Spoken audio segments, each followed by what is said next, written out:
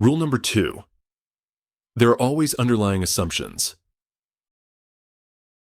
When properly assessing any conclusion, it is essential to enumerate the underlying assumptions.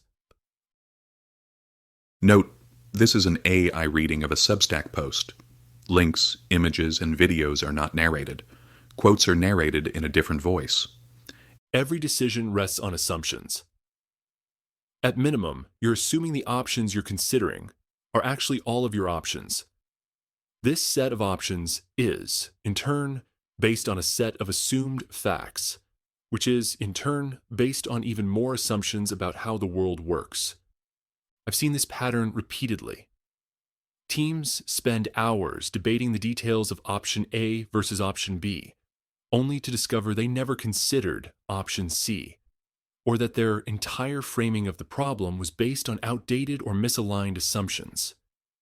Generally, in these situations, or for any significant decision, it's worth taking some time to literally enumerate the relevant assumptions and why they should be relied upon in this particular situation. This process of enumerating assumptions is almost always illuminating in some way. Often, it reveals that particular assumptions need further de-risking. From our book, Super Thinking. You can de-risk anything: a policy idea, a vacation plan, a workout routine. When de-risking, you want to test assumptions quickly and easily. Take a vacation plan. Assumptions could be around cost: I can afford this vacation. Satisfaction: I will enjoy this vacation. Coordination: my relatives can join me on this vacation, etc. Here, de-risking is as easy as doing a few minutes of online research, reading reviews, and sending an email to your relatives. Or, in the context of a startup idea, also from our book. 1. My team can build our product. We have the right number and type of engineers. Our engineers have the right expertise. Our product can be built in a reasonable amount of time, etc. 2. People will want our product. Our product solves the problem we think it does. Our product is simple enough to use. Our product has the critical features needed for success, etc. 3. Our product will generate profit. We can charge more for our product than it costs to make and market it. We have good messaging to market our product. We can sell enough of our product to cover our fixed costs, etc. 4. We will be able to fend off competitors. We can protect our intellectual property. We are doing something that is difficult to copy. We can build a trusted brand, etc. 5. The market is large enough for a long-term business opportunity.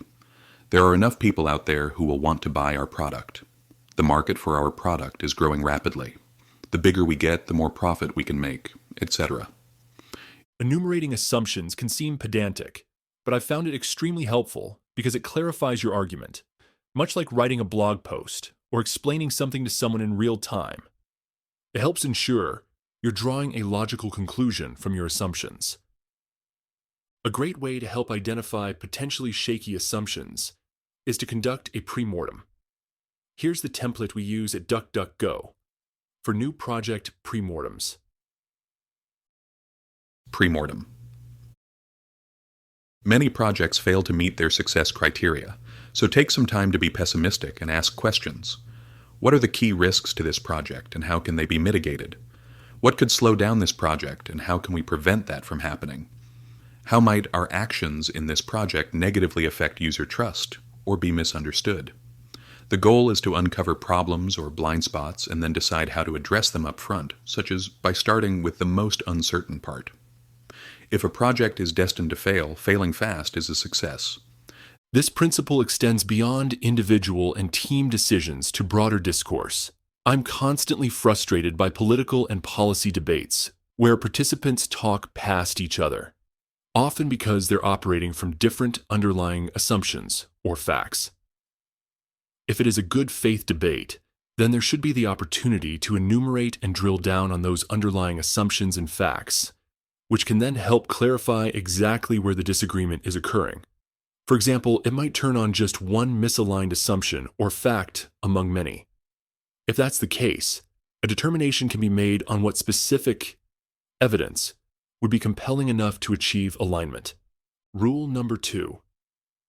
There are always underlying assumptions is universal. You're always making assumptions. The key is examining them before they lead you astray.